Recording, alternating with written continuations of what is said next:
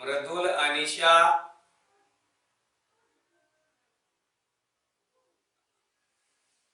रिया, श्रेया, नितेश। देखो बेटा, आज हम स्टार्ट करेंगे refraction at spherical surface. Refraction at spherical surface. तो आज हम एक इंपॉर्टेंट डेरिवेशन है रिफ्रैक्शन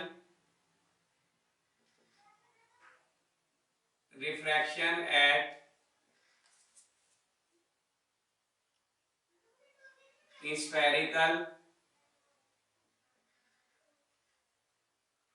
स्फेरिकल कॉन्वेक्स सरफेस।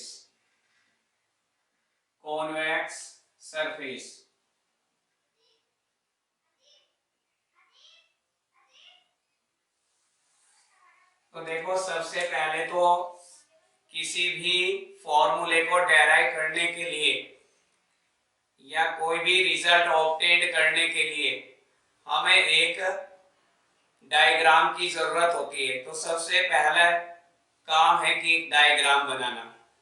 तो स्फेरिकल कॉन्वेक्स सरफेस, ये बच्चों स्फेरिकल कॉन्वेक्स सरफेस है। This one spherical convex surface. और ये पोल है एक्स वाई, हमने स्फेरिकल कॉन्वेक्स सरफेस। और ये इसकी प्रिंसिपल एक्सिस है। ये इसकी क्या है? Principal axis. ये प्रिंसिपल एक्सिस है, इसको कहेंगे हम पोल। जितने भी डिस्टेंसेस होते हैं बच्चों, वो हमेशा पोल से मेजर करेंगे। तो all distances can be measured from pole. अब इस सरफेस पर कहीं ऑब्जेक्ट की पोजीशन को मार्क करेंगे। ये ऑब्जेक्ट है ओ, ये ऑब्जेक्ट ओ। आप अगर इसका पूरा व्यू देखें बच्चों, अगर इसका पूरा व्यू देखें तो इसका पूरा व्यू ये बनेगा। पूरे व्यू की अगर आप बात करें तो ये पूरा व्यू बनेगा, दिस वन। तो कहीं इसका जो ऑप्टिकल सेंटर होगा, ऑप्टिकल कहीं पर भी ये पोल हुआ। और अब हम सेंटर ऑफ कर्वेचर देखेंगे तो सेंटर ऑफ कर्वेचर हुआ ये। और सेंटर ऑफ कर्वेचर से पोल का जो डिस्टेंस होता है उसको बोलते हैं रेडियस ऑफ कर्वेचर। उसको क्या कहेंगे? रेडियस ऑफ कर्वेचर कहेंगे। तो ये आर हो गया रेडियस ऑफ कर्वेचर। और यहां से एक नॉर्मल डिफाइन करते हैं बच्चों हम, एक नॉर्मल। तो सबसे पहले एक नॉर्मल डिफाइन करते हैं जो सरफेस के हमेशा परपेंडिकुलर होता है। अब ओ पॉइंट ऑब्जेक्ट है। ओ पॉइंट ऑब्जेक्ट क्या करेगा? एक रे सेंड करेगा और वो इंसिडेंट होगी नॉर्मल पर, ठीक है ना। तो यहाँ पर नॉर्मल जो सरफेस है एक्स वाई, तो जो incident ray, this is called incident ray I R. इस पॉइंट को हम नाम दे देते हैं ए। तो this angle is called angle of incidence. अब अगर ये मीडियम हम रेयर मीडियम माने, जिसका रिफ्रैक्टिव इंडेक्स ले μ1, और ये बच्चों डेंसर मीडियम ले, डेंसर मीडियम जिसका रिफ्रैक्टिव इंडेक्स ले हम μ2। तो रे जब रेयर मीडियम से डेंसर मीडियम में एंटर करती है तो वो बेंड्स हो जाएगी टुवर्ड्स द नॉर्मल। तो जो ओरिजिनल पाथ था, ये ओरिजिनल पाथ था, ये था ओरिजिनल पाथ, ठीक है ना, लाइट का। अब ये बेंड्स हो जाएगी इस पाथ से, दिस वन। तो इमेज का जो फॉर्मेशन हुआ वो आई पर हुआ। तो आई क्या है? आई पोजीशन ऑफ इमेज है। आई क्या है? Position of image in the denser medium of refractive index μ2। O क्या है? ओ क्या है? Point object placed in the rare medium of refractive index μ1। और डिस्टेंस ऑफ ऑब्जेक्ट, ऑब्जेक्ट की जो डिस्टेंस है बच्चों पोल से, वो कितनी है? स्मॉल यू से डिनोट करते हैं। और अगर इमेज की डिस्टेंस देखे तो ये v से डिनोट करेंगे, v से। सेकेंड रे जाएगी ऑब्जेक्ट से, और पोल से जब पास होगी ये सेकंड रे, डबल मार्क डबल एरो दे रहा हूं मैं, तो ये सीधी निकल जाती है बच्चों, स्ट्रेट सीधी बिल्कुल। इस तरीके से जो रिफ्रैक्टेड रे और ये भी रिफ्रैक्टेड रे दोनों यहाँ आई पे मिलेगी, इंटरसेक्ट करेगी, तो इमेज का फॉर्मेशन होता है। यानी कि अगर रिफ्रैक्टेड रे इंटरसेक्ट करती है तो इमेज बनती है बच्चों। जब दो रिफ्रैक्टेड रे आपस में इंटरसेक्ट करती है तो इमेज बनती है आई। एक ओ से स्ट्रेट पास हुई, नॉर्मल इंसिडेंट हुआ, नॉर्मल इंसिडेंट होगा तो वो स्ट्रेट बिल्कुल सीधी निकल जाएगी विदाउट एनी डेविएशन।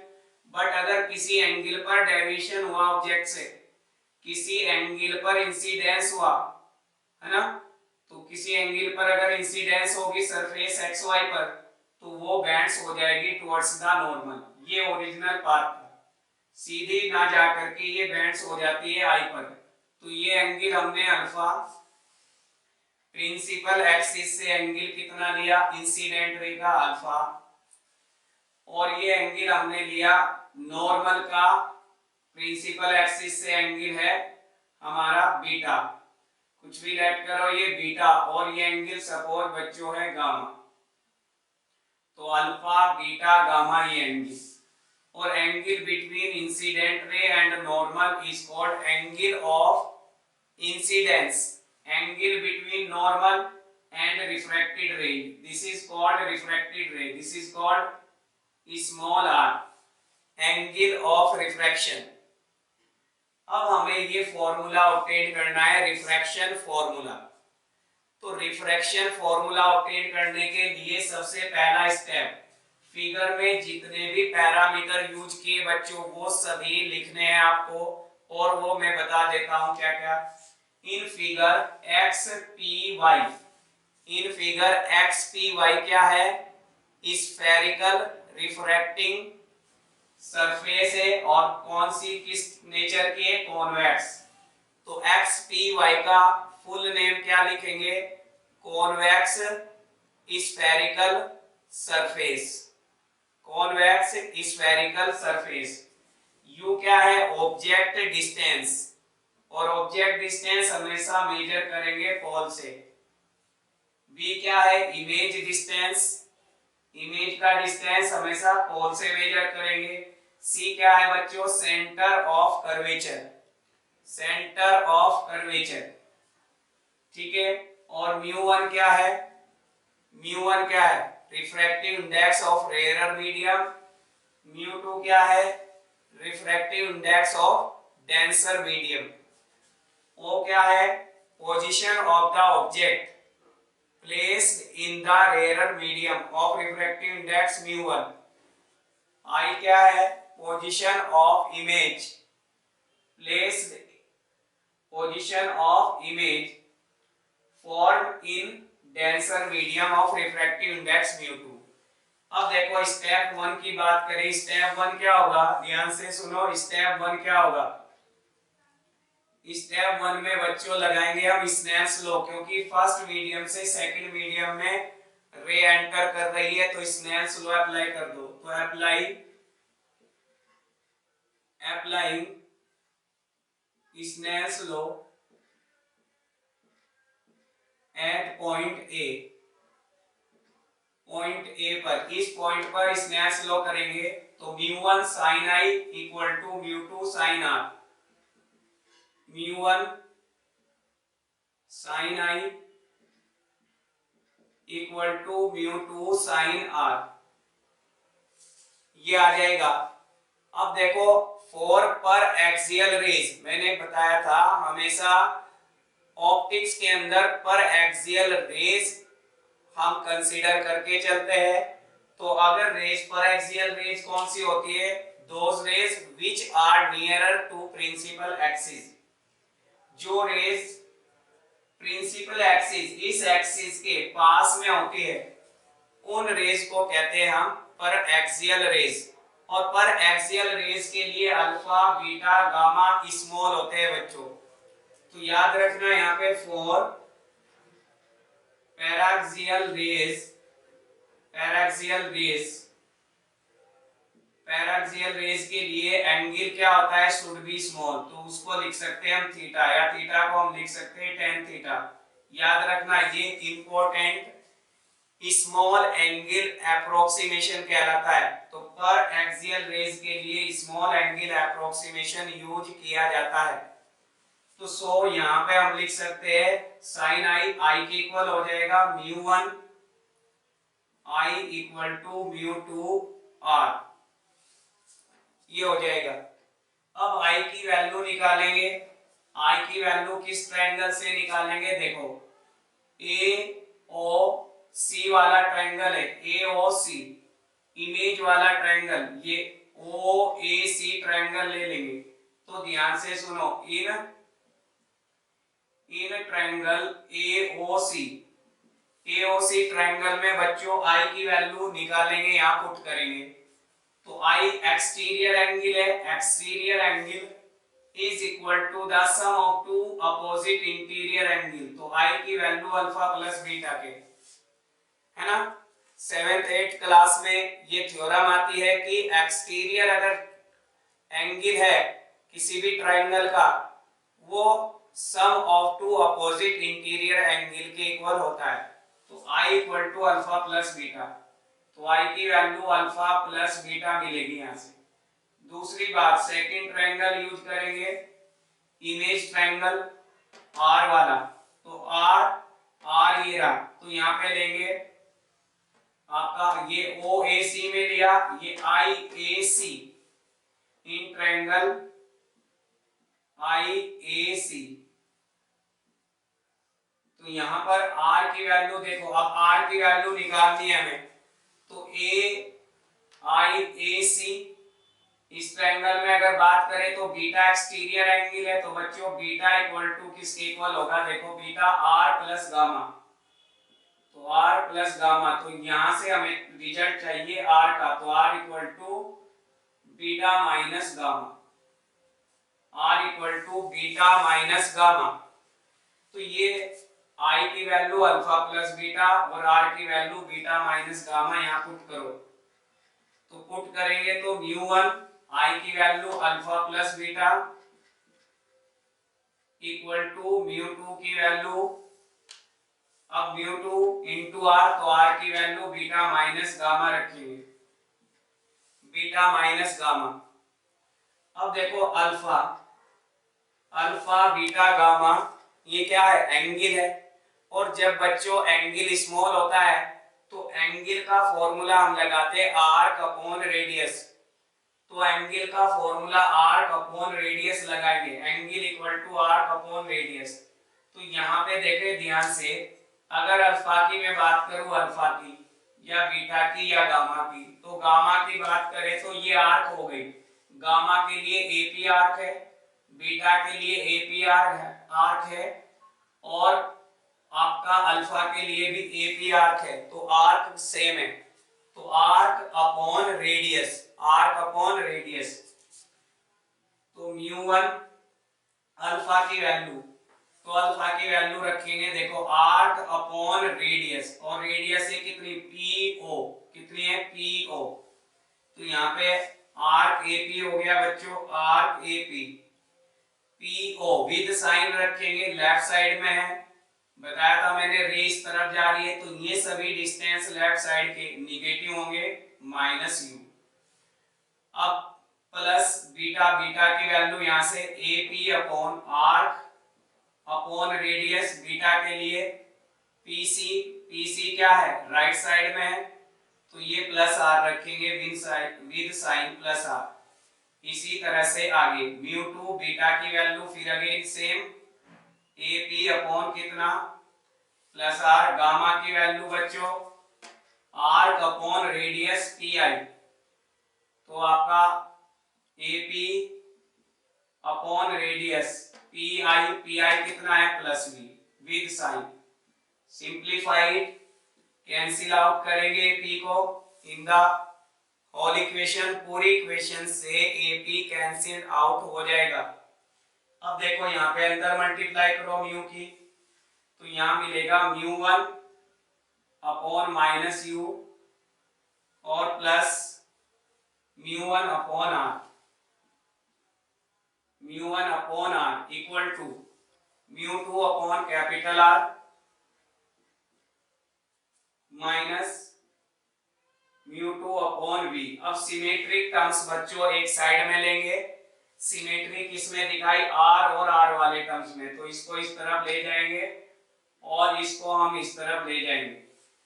तो यहां से हमें रिजल्ट मिलेगा mu 2 upon we minus mu 2 upon v इधर आके प्लस, फिर ये टर्म्स लिख रहे हैं हम mu 1 upon you equal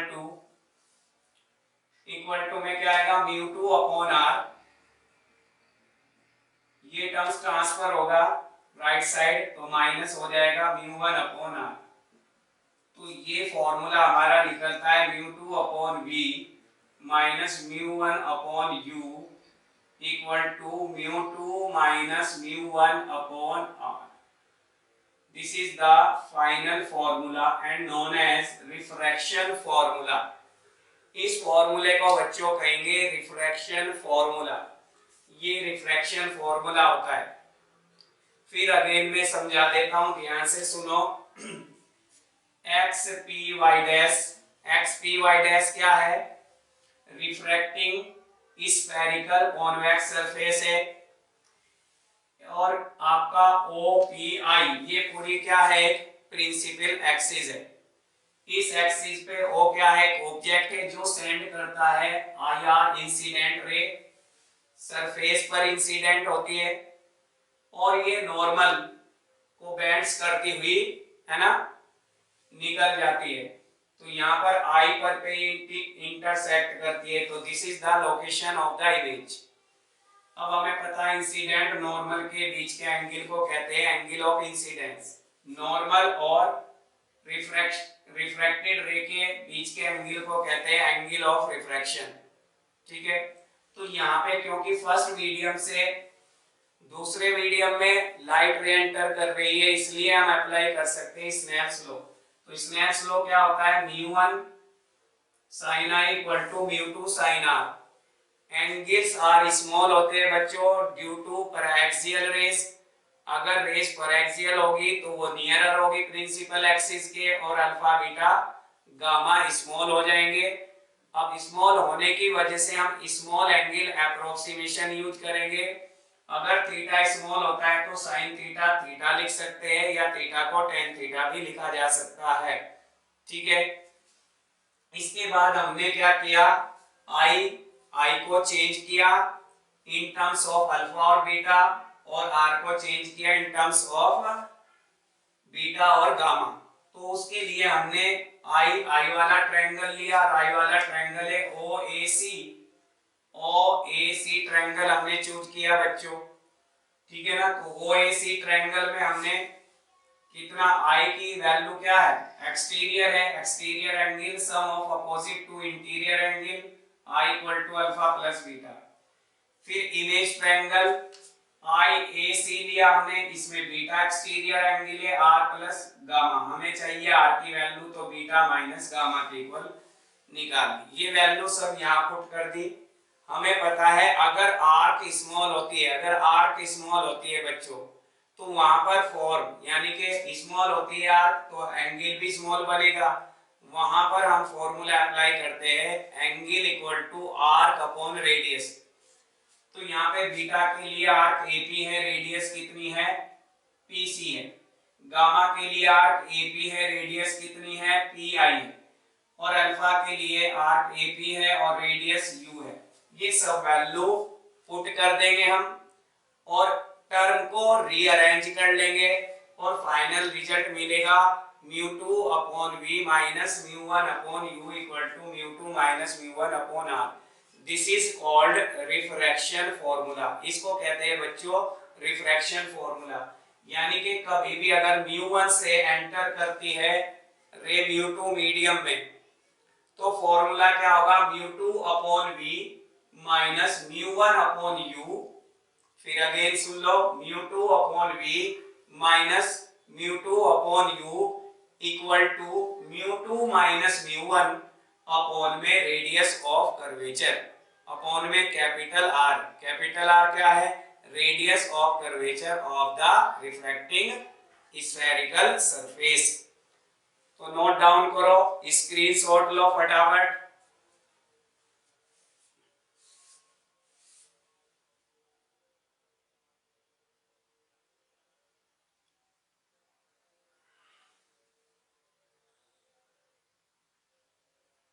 screenshot ले लिया रिया? रिया, निशा, मर्दुल, नितेश? देखो बेटा समझ में आ गई बात, ये पूरा डेरिवेशन इंपॉर्टेंट डेरिवेशन है, लिख लेना। This is called refraction formula. अब बच्चों आप इसी तरीके से, ये कौन सी सरफेस ली मैंने, स्फेरिकल कॉन्वेक्स सरफेस। अगर आप स्फेरिकल कॉनकेव सरफेस के लिए भी ये फॉर्मूला डेराइव करेंगे तो रिजल्ट सेम मिलेगा हमेशा, चाहे सरफेस कॉन्वेक्स हो चाहे सरफेस कॉनकेव है, फॉर्मूला हमेशा सेम मिलेगा। Mu two upon we minus mu one upon you equal to mu two minus mu one upon capital R. जो पैरामीटर फॉर्मूले में यूज किए गए हैं वो हमेशा ध्यान होने चाहिए। दूसरी इंपॉर्टेंट बात, अगर बच्चों रेयर से denser medium, rare medium air को मान लेते हम, अगर डेंसर मीडियम किसको मान लेते हैं, एयर को, तो म्यू वन की वैल्यू क्या पुट कर देंगे यहाँ पे 1। अगर एयर से किसी डेंसर मीडियम में एंटर करती है रे, तो हमें पता है कि एयर के लिए रिफ्रैक्टिव इंडेक्स 1 होता है। कितना होता है, 1 होता है। तो फिर हम पुट करेंगे 1। क्लियर है ये बात? तो ये फॉर्मूला हमने डेराइव किया स्फेरिकल कॉन्वेक्स सरफेस के लिए, स्फेरिकल कॉन्वेक्स सरफेस के लिए। इसी फॉर्मूले को आप कॉनकेव सरफेस के लिए भी प्रूव कर सकते हैं। तो उसका डायग्राम मैं समझा देता हूं, और सेम बिल्कुल डेरिवेशन का जो रूल है सेम एज इट इज ऐसे ही करना है आपको। तो देखो next,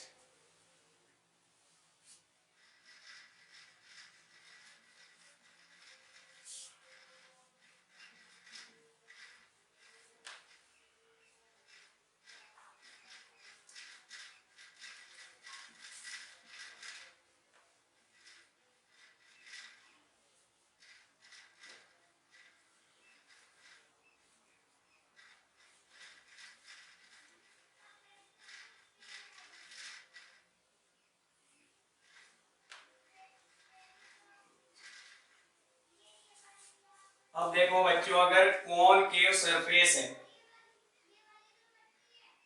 concave surface, concave surface के लिए अगर हम इसको डेराइव करें रिफ्रैक्शन फॉर्मूला, तो कॉनकेव सरफेस, ये कॉनकेव सरफेस है x, ये पोल है p और ये y। x p y क्या है, कॉनकेव रिफ्रैक्टिंग सरफेस है ये। अब यहाँ पे ऑब्जेक्ट हमने मार्क किया। अगर आप इसका क्रॉस सेक्शनल पूरा व्यू देखें तो ये व्यू दिखाई देगा आपको, दिस वन। और ये बच्चों प्रिंसिपल एक्सिस है, this is called principal axis. ठीक है, ये सेंटर ऑफ कर्वेचर आप मार्क कर सकते हैं यहाँ पे। सी क्या है, सेंटर ऑफ कर्वेचर है, सेंटर ऑफ कर्वेचर। अगर पोल से मेजर करें तो ये distance capital R, radius of curvature मिलेगा। और यहाँ से आप नॉर्मल बना सकते हैं, यहाँ पर हम नॉर्मल बना सकते हैं बच्चों, नॉर्मल। तो नॉर्मल बना सकते हैं आप, यहाँ नॉर्मल ड्रॉ करो पहले, सबसे पहले ये नॉर्मल है, दिस इज नॉर्मल। नॉर्मल हमेशा सरफेस के परपेंडिकुलर ड्रॉ करेंगे, ये ध्यान रखें, नॉर्मल हमेशा सरफेस के परपेंडिकुलर। अब कोई ऑब्जेक्ट रखेंगे, कोई ऑब्जेक्ट रख दो, ओ पॉइंट ऑब्जेक्ट है जो प्लेस किया गया है, ठीक है ना, कोई ऑब्जेक्ट है। तो यहां पर ये, और ये बच्चों इधर ये रेयर मीडियम हमने कंसीडर किया, रेयर मीडियम जिसका रिफ्रैक्टिव इंडेक्स है वही म्यू वन। और यहाँ डेंसर मीडियम है, डेंसर जिसका रिफ्रैक्टिव इंडेक्स μ2। एक तो रे सीधी निकलेगी यहाँ से, ठीक है, ये निकल जाएगी, ये निकल जाएगी, ठीक है। और यहाँ ऑब्जेक्ट एक रे, ये ऑब्जेक्ट से सीधी नॉर्मल इंसिडेंट होगी, सीधी निकल जाएगी ये। और दूसरी रे इंसिडेंट करेंगे सरफेस के ऊपर, ये सरफेस के ऊपर इंसिडेंट करेंगे दिस वन, ये इंसिडेंट रे, इंसिडेंट रे जो नॉर्मल से कितना एंगल बनाएगी, आई, एंगल ऑफ इंसिडेंस। अब ये जो ओरिजिनल पाथ है इसको जाना था इस तरफ, ये जाना था, लेकिन बच्चों ये क्या होगी, जैसे ही ये रेयर से डेंसर में जाएगी ये थोड़ी सी बेंड्स हो जाएगी, किसकी तरफ बेंड्स होगी, टुवर्ड्स द नॉर्मल, इसको कहेंगे रिफ्लेक्टेड रे। तो ये नॉर्मल है तो नॉर्मल की तरफ ये होगी। अब इसको हम पीछे हटाएंगे क्योंकि आगे ये रिफ्लेक्टेड रे, एक रिफ्लेक्टेड रे, दोनों के बीच का जब गैप बढ़ता जाता है तो रियल इमेज का फॉर्मेशन नहीं होता बच्चों, फिर इमेज बनती है वर्चुअल। अगर रिफ्लेक्टेड रे है ना का गैप कम होता जाता है तो रियल इमेज बनेगी, ठीक है ना। फर्स्ट वाले डेरिवेशन में बताया किसके लिए, कॉन्वेक्स सरफेस में रियल इमेज बनती है रियल ऑब्जेक्ट की, यहाँ रियल ऑब्जेक्ट की वर्चुअल इमेज बनेगी। तो हमें इसको पीछे हटाना पड़ेगा, हमें इसको पीछे हटाना पड़ेगा। तो इस रे को हम पीछे हटाएंगे तो फॉर्मेशन दिस इज इमेज, ये बच्चों इमेज बनेगी और ये वर्चुअल इमेज बनेगी, वर्चुअल। अब ये वाली, ये जो मैं लाइन दिखा रहा हूं, ये रेड कलर की, ये वाली लाइन, तो ये यहाँ पे रेड कलर की दिस वन, इसको रेड से शो कर देता हूं मैं यहाँ पर। ये आगे ना जा करके ये बेंड्स हुई टुवर्ड्स द नॉर्मल और इसको हमने पीछे की तरफ बेंड्स कराया। तो ये अल्फा हो गया, उसी तरीके से ये बीटा हो गया और ये उसी तरीके से गामा हो गया, ठीक है, ये गामा हो गया। अब सेम आपको यहाँ पर ये कितनी होगी, ये हो गई इमेज फॉर्मेशन, तो ये डिस्टेंस v, ये ऑब्जेक्ट है तो ऑब्जेक्ट तक के डिस्टेंस को हम क्या कहेंगे, u कहेंगे, तो ये u हो गया ये। अब सेम वही लगाना आपको, इस क्या करना है, स्नेल्स लॉ अप्लाई करना है बच्चों, इस अप्लाइंग स्नेल्स लॉ अप्लाई करना है आपका।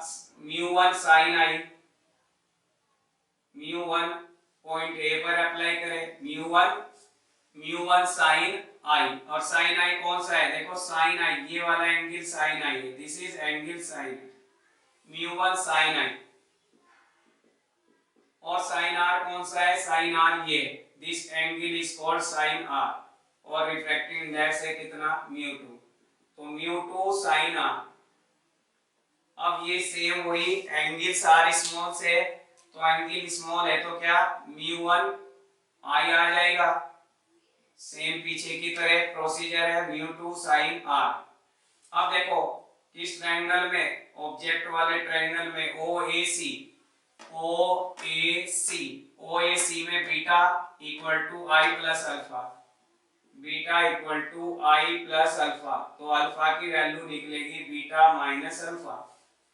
और इन ट्रायंगल IAC में देखेंगे बच्चों, IAC बीटा इक्वल टू, ये एंगल आर है तो ये बच्चों एंगल ये भी आर होगा, वर्टिकली अपोजिट एंगल होंगे, तो beta equal to R plus gamma, तो beta equal to R plus gamma. तो यहाँ से आर की वैल्यू निकाल लेंगे आप, बीटा माइनस कितना गामा, तो यहाँ से μ1 आई की वैल्यू आई, बीटा माइनस अल्फा, μ2 आर की वैल्यू आई, beta minus gamma.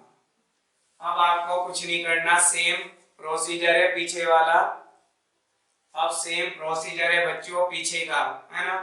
Value put करो कैसे, μ1 बीटा की वैल्यू आर कितनी होगी, आर की होगी AP अपॉन रेडियस कितनी होगी, C से यहाँ तक की माइनस आर, दिस वन।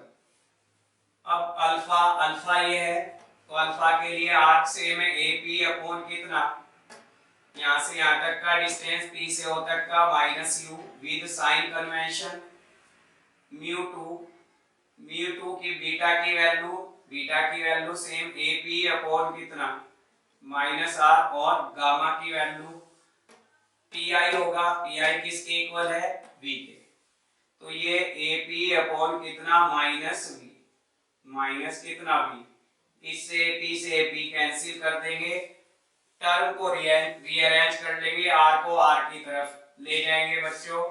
तो यहाँ से इसको इधर लाएंगे तो ये म्यू2 अपॉन कैपिटल R आएगा और ये माइनस का म्यू1 R आएगा। अब इसको इस तरफ ले जाएंगे, यहाँ माइनस माइनस प्लस कर लेंगे तो ये फिर रीअरेंज करेंगे mu two upon V minus mu one upon U equal to mu two minus mu one upon capital R। ये यहाँ पे प्रूफ हो जाता है कंप्लीट डेरिवेशन। समझे नहीं? तो सेम तरीका वही है जो पीछे मैंने बताया कॉन्वेक्स सरफेस के लिए। यहाँ सरफेस ऐसी सरफेस है, स्फेरिकल कॉनकेव सरफेस है। तो अगर यहाँ पर ये डेंसर मीडियम है राइट साइड में, ये लेफ्ट साइड में रेयरर मीडियम है, तो आप ये डेरिवेशन इजीली कर सकते हैं। इंपॉर्टेंट डेरिवेशन है, ठीक है। तो इंपॉर्टेंट डेरिवेशन है, इनको तैयार करो, स्क्रीनशॉट लो।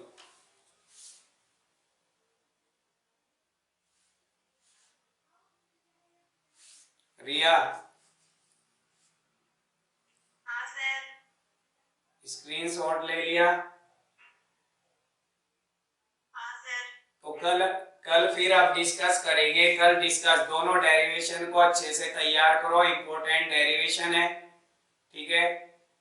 तो दोनों डेरिवेशन को कॉनकेव स्फेरिकल रिफ्रैक्टिंग सरफेस के लिए भी और कॉन्वेक्स रिफ्रैक्टिंग स्फेरिकल सरफेस के लिए, दोनों सरफेस के लिए है ना, डेरिवेशन सेम ही आता है mu two upon V minus mu one upon U equal to mu two minus mu one upon capital R, ठीक है। म्यू1 क्या है यहाँ, म्यू1 बोलो क्या है यहाँ, म्यू1 बोलो मृदुल, म्यू1 क्या है यहाँ पर,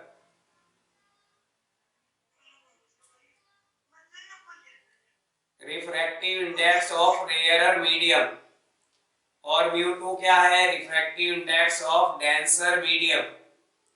U क्या है यहाँ पे, पोजीशन, U क्या है, distance of object from the pole, और V क्या है, distance of image from the pole से, यानी कि V image distance, U object distance, capital R radius of curvature,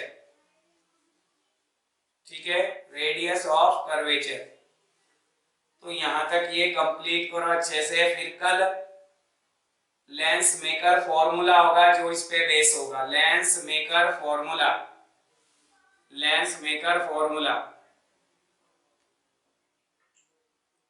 ठीक है।